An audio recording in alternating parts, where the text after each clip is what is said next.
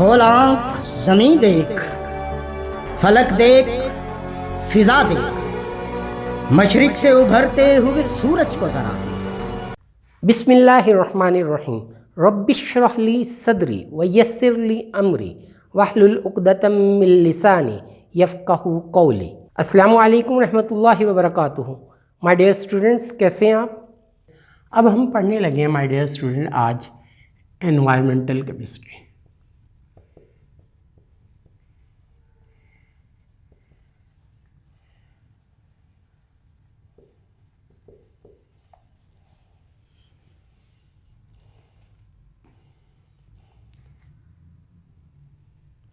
Ji my dear, environmental chemistry क्या होती है? It is a study of chemistry. अब केमिस्ट्री की स्टडी क्या है? जब मैटर एक शक्ल से दूसरी शक्ल में तब्दील होता है तो इसकी फ़िज़िकल केमिकल खसूसियात क्या हैं? कौन कौन सी? फ़िज़िकल, केमिकल करैक्टरिस्टिक्स इन दोनों की क्या हैं? ये कब ट्रांसफ़र होते हैं, क्यों होते हैं, कैसे होते हैं, कितने होते हैं, ये सारी वजूहात केमिस्ट्री स्टडी करती है। लेकिन इन सब के फ़ायदे, नुकसानात, बेनिफिट्स और हार्मफुल इफ़ेक्ट्स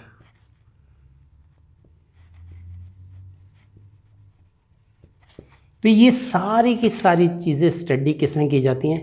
इन्वायरमेंटल केमिस्ट्री में की जाती हैं।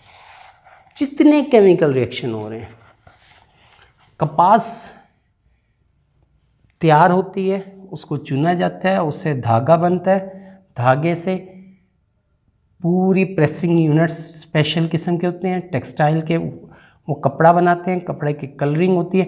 इस दौर में पीसीओ किस्म के केमिकल्स इस्तेमाल होते हैं। उन केमिकल से फ़ायदा क्या होता है कपड़े को अच्छा कपड़ा बनने में, वो अलग है। लेकिन ये केमिकल पूरी तरह तो नहीं यूज़ होते 100%, तो बहुत सारा इसमें से वेस्ट हो जाता है। क्या हो जाता है? तो ये वेस्ट जो है ये सीधा कहाँ जाता है? एनवायरनमेंट में जाता है। तो इस एनवायरनमेंट को ये वेस्ट क्या नुकसान पहुंचाता है और इसको कम कैसे किया जा सकता है? तो इसी की स्टडी कि किस केमिकल रिएक्शन को कितना बेहतर किया जा सकता है कि हम ज़्यादा से ज़्यादा फ़ायदा उठा सकें अपनी रियल लाइफ में और उसके नुकसानदेह इफ़ेक्ट्स से, ख़तरनाक इफ़ेक्ट्स से हम बच सकें। तो इसकी स्टडी किसने बतानी है? केमिस्ट्री ने। ये तो मैंने एक टेक्सटाइल की मिसाल दी है, आप कुछ भी ले लें। आपके गिर्द एक बहुत ज़्यादा ये कागज़ है, ये बनता है, तो इसमें एक प्रोसेस नहीं है। गोदे की से लेकर कागज़ की तैयारी तक 20 किस्म के केमिकल इस्तेमाल होते हैं और फिर कागज़ की इतनी क्वालिटियाँ, उनमें मुख्तलिफ़ किस्म के केमिकल्स लगते हैं। तो वो सारों के वेस्ट जो होते हैं वो इन्वायरमेंट को क्या नुकसान पहुंचाते हैं, फ़ायदा पहुंचाते हैं। तो आप देखें आपके गिर्द कितनी यूज़ वाली चीज़ें हैं।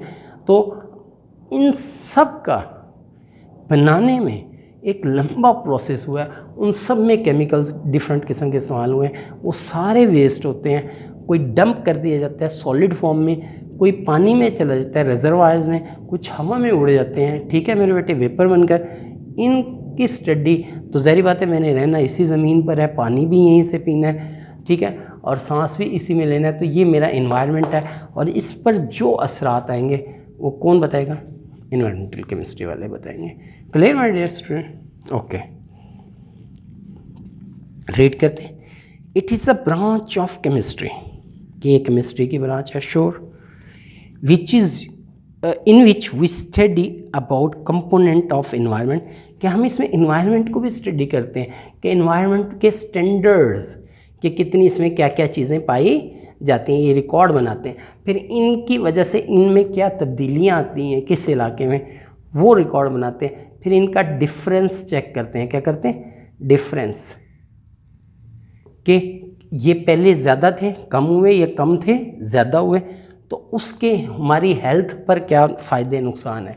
तो डायरेक्ट तो हम ये केमिस्ट्री की स्टडी क्या है कि इंसान अपनी हेल्थ अच्छी कर सके, यही स्टडी है ना।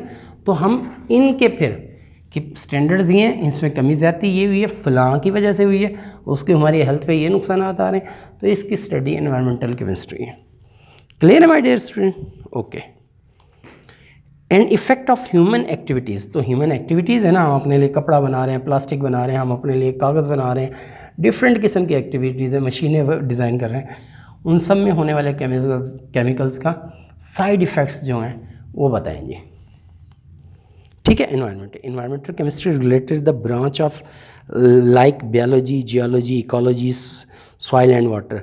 तो ज़ाहिर बात है ये एनवायरमेंटल केमिस्ट्री जब हेल्थ को देखती है तो ये बायोलॉजी की फील्ड आ जाती है। किसकी फील्ड आ जाती है?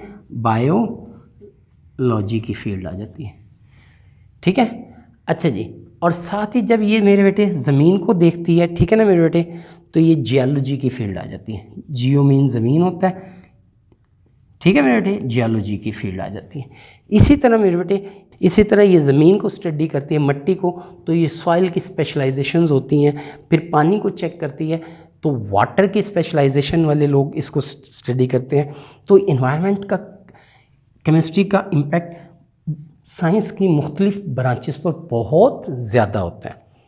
The knowledge of chemical process taking place in environment, तो वो कहते हैं जो केमिकल प्रोसेस भी हमारी एनवायरनमेंट में हो रहे हैं तो उसका नॉलेज होना, उनके स्पेशली साइड इफ़ेक्ट, वेस्ट जितना है उस सब का नॉलेज होना, और उससे इंसान को क्या फ़ायदा क्या नुकसान हो सकता है, इस सारी की स्टडी का अमल क्या है? Nuclear chemistry. ठीक है। अच्छा, वो कहते हैं taking place environment is necessary for, ज़रूरी है, टू इम्प्रूवमेंट, कि हम बेहतर करें द प्रोटेक्शन अगेंस्ट पोल्यूशन। तो ये जो वेस्ट है ना, ये सारे के सारे पोल्यूशंस में आते हैं जो हमारी इन्वायरमेंट के लिए ज़रूरी नहीं है। जब वेस्ट है तो ये पोल्यूशन के ज़िम्मे में आएंगे। जब पोल्यूशन है तो इससे निमटा कैसे जा सकता है? क्या लफ्ज़ है? निमटा। इसको रिड्यूस कैसे किया जा सकता है? पहली बात होती है कम करना, फिर इसको मिनिमाइज़ करते करते ख़त्म कर देना, फिनिश कर देना। तो ये कैसे प्रोसेस मुमकिन है? तो इसको स्टडी किसने करना है? इन्वायरमेंटल केमिस्ट्री करना है। और ये मुख्तलिफ साइंस की ब्रांचेज़ में हर जगह इस्तेमाल होता है। एक बात याद रखिएगा, हर मुल्क में इन्वायरमेंटल प्रोटेक्शन का इदारा है, वो इसी को स्टडी करता है कि फ़लाँ इंडस्ट्री में ये वेस्ट हो रहा है और उस वेस्ट को कैसे हम मिनिमाइज़ करें। पहली बात वो केमिस्ट्री वाले बताएंगे। फिर उस वेस्ट को डंप कैसे करना है। डंप करने का भी ख़ास तरीका होता है, यूँ नहीं होता उठाकर फेंक दे, उसको इस हालत में भेजना होता है बाहर एनवायरनमेंट में कि वो एनवायरनमेंट पे असरात ना होने के बराबर करे। ख़त्म तो नहीं कर सकते लेकिन कम कर सकते हैं कि इतने कम नुकसानात करें कि वो इम्पेक्ट होना ना होना बराबर हो जाए। तो इसको इन्फोर्स जो करता है वो एनवायरमेंटल प्रोटेक्शन के इदारा होता है, हर मुल्क में होता है, वो इसको इन्फोर्स करता है और हर इंडस्ट्री में इन्फोर्स करता है ताकि वहाँ के वाटर रिजर्वायर, लैंड रिजर्वायर और ये जो आपकी हवा है एटमॉस्फेरिक रिजर्वायर, ये सारे के सारे जो कुछ भी है ये सारे स्टैंडर्ड्स पे रहें, इनमें मसाइल जनरेट ना हों। माय डियर स्टूडेंट्स, अगर आपको इस लेक्चर से थोड़ा सा भी फ़ायदा हुआ है तो प्लीज़ इसको सब्सक्राइब करें, लाइक करें, शेयर करें, कमेंट करें। अगर आपको कोई क्वेश्चन है आई विल आंसर यू इंशाल्लाह।